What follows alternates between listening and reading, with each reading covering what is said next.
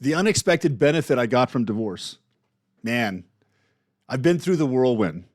It's been about 18 months now since separation, moving out on my own into my new apartment, which was a change on its own, and getting divorced and moving on. And what's actually happened since then is I've gone through a place of struggle, challenge, wondering how I'm going to get through, thinking my life's falling apart. How am I going to get out the other side?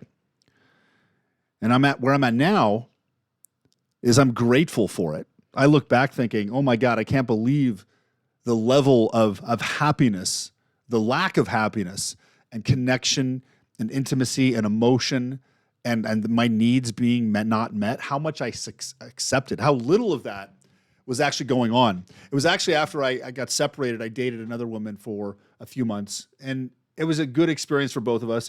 We just went different directions after that. But I had an experience during that. I was dating her for about a month, and one day I'm at the gym, and I thought to myself, it's really nice to be dating a woman that likes you. And it was just an amazing thing. And I'm like, oh my God, it's not, and it feels great to be dating a woman that likes you and she likes to kiss you. Like, I'm like, oh my God, it was such a strange thing. And it brought this awareness to how little I had been accepting, how much, and like I had to turn myself into this to get by. And I became a shell of who I was, thinking I'm going to save this family and hold it all together, when really for the past 1, 2, 3, I don't know how many years, but I was the only one really doing all the work. I was the one trying, and one person can't hold everything together. So in that relationship, actually kind of with the girl I dated after I got separated, kind of brought me back and brought myself back. So probably the best gift I got from divorce is I feel like myself again. I'm happy. I'm laughing, telling jokes. And it was just almost foreign. Like happiness had disappeared from my life. I used to be funny. I used to tell a lot of jokes, and they were literally gone. Jokes are just like, joke telling was just gone, you know? Playfulness is gone. So while it's been an interesting transition, here I am a year and a half later. I'm in the best shape of my life. You know, I've been working out. I feel great. I'm strong. My back pain's gone from lifting weights. I look younger. My face looks better. My hair's still getting a little thin. I'm working on regrowing that. But I'm just like, while I don't see my boys every day, and that's challenging, I've actually got the space that I needed to get myself grounded to show up as the better dad. And what's actually happening now, because I got a little processing space, I'm showing up stronger, grounded, more present, ready, because my boys are starting to enter their teenage years, and I've got 4, and that's like hands-on as a man. That's when my role shines or is necessary in the boys' lives. Like that's where I'm going to make the most influence as they turn into men. So my relationship with the boys is better. My presence with the boys is better. My business, I've finally found more passion in my career. I've always had passion in my career, and I haven't always talked about divorce. I had talked about business and making money, and most of my clients have been historically real estate investors or entrepreneurs. And I did a lot of business coaching, and I came up with the model of how you can start to shift your mindset to help align yourself with results. And that's what I did. And I coached those clients and successfully coached those. And one of the things I do is I help people make a lot of money.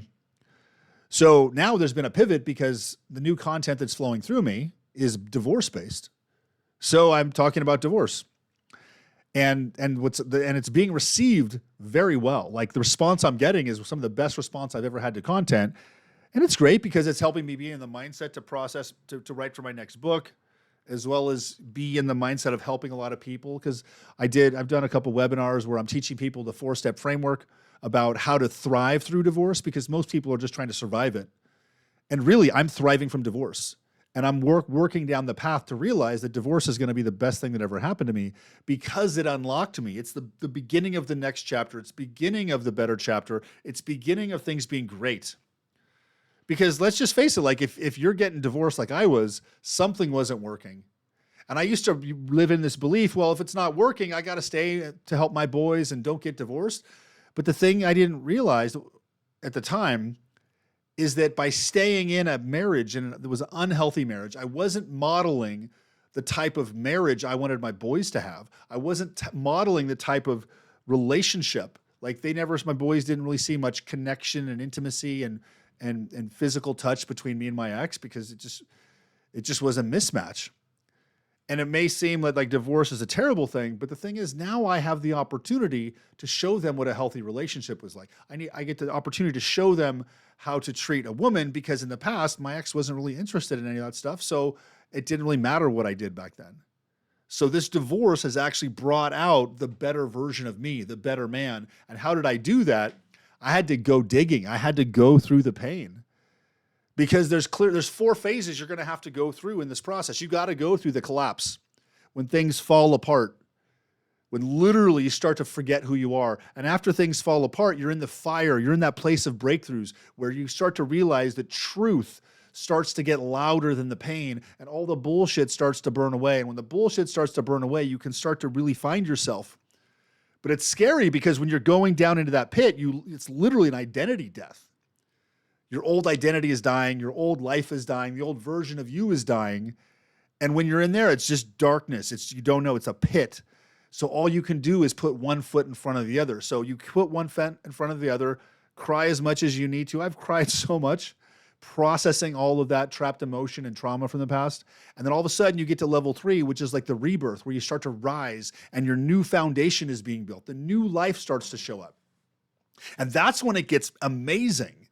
When that new life starts to rise, when the new energy starts to move, when the thing starts to go in the right direction, that's when it starts to get good, because that's your new life building. And then you get to phase 4, which is embodiment, where you're literally integrating that new version of you. You have new hobbies, new focus, new thought patterns, new patterns of emotions.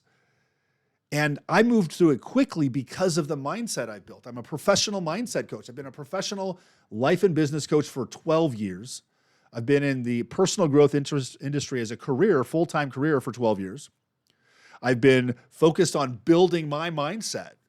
So when you listen to me, you probably notice that I speak differently than most other people do, because I've architected my subconscious mind to point me in the right direction. So instead of having these invisible thoughts and fears and anchors pull me back, I'm basically being pulled in the direction of where I want to go, because I've architected that mindset there.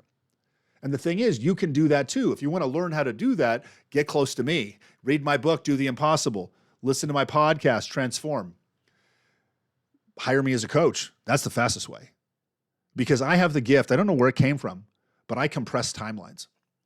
And basically, what does that mean, I compress timelines? I turn years into months, and I turn months into weeks and weeks into days, because my soul, my being, who I am, holds a container where truth rises, where false things burn away.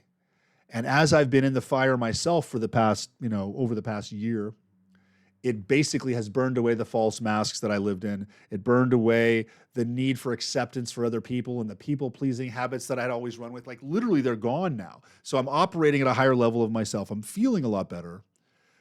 I'm getting more opportunities. I'm getting more clarity. Yes, this market is challenging, but my business is still moving in the right direction. I'm impacting lives. I'm having fun doing things. I'm dating, getting attention. Life is good. Life is good. And my message to you is to keep going. So whether you're in the collapse and things are falling apart, or whether you're in the fire and the truth is rising as the false things burn away, or you've made it to the rebirth and the regrowth section, the new foundation, or you're in the embodiment phase, keep going. Keep going, because you can get through that. Because the thing you want to understand is that the meaning you're giving this, it determines how you feel. So instead of thinking of the meaning that this is the end, or this sucks, or it's terrible, let's try giving it the meaning of this is the beginning of the next chapter. And the next chapter is going to be the best chapter. And here's a little statement I use to encode that in my brain. I do this. I say, I take full ownership of my life and everything in it. It's one of my power and my repeat after me statements. So say this out loud. I take full ownership of my life and everything in it.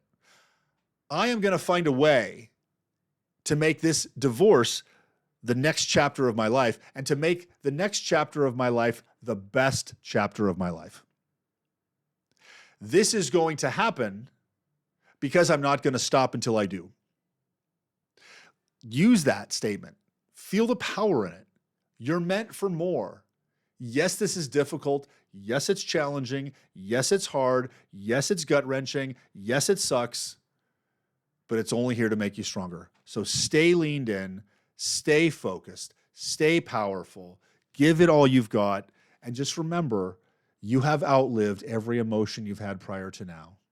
And any emotion, however peak, however strong, however massive, however overwhelming, any emotion only lasts 3 to 5 minutes. And if your path right now is harder than everyone else's, it's because you are destined to be stronger than everyone else. It means literally, if your path is harder than everyone else around you, it's because you're supposed to be a greater than everyone else around you, and you're supposed to be leading everyone else around you. My name is Jason Drees. Click like and subscribe. And if you will go to my bio, you can see the link to join me for the next webinar where I teach you the four-step formula, the framework to move through this faster so divorce doesn't hold you down for 5 years. You get through it in 5 months. Okay? Thanks for listening. Have a great day. Bye-bye.